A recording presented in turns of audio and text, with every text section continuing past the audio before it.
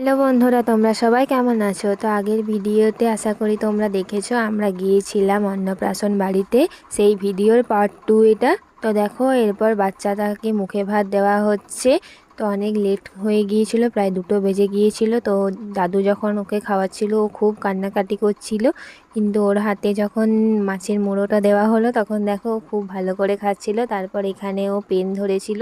আর এই যে সমস্ত খাবারের আয়োজন অনেক কিছুই করা হয়েছিল।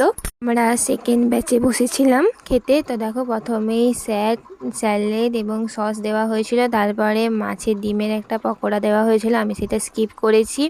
তারপর দেওয়া হয়েছিল শাক এবং আলু ঝুরি ভাজা, তারপর ভাত এবং ভেজ ডাল দেওয়া হয়েছিল। তো লেবু দিয়ে ভেজ ডাল এবং আলু ঝুরি ভাজা দিয়ে খেতে তো খুবই ভালো লাগে। তারপর একটা পাঁচমিশালি সবজি দেওয়া হয়েছিল। তারপর দেওয়া হয়েছিল আলু পোস্ত এবং দই কাতলা।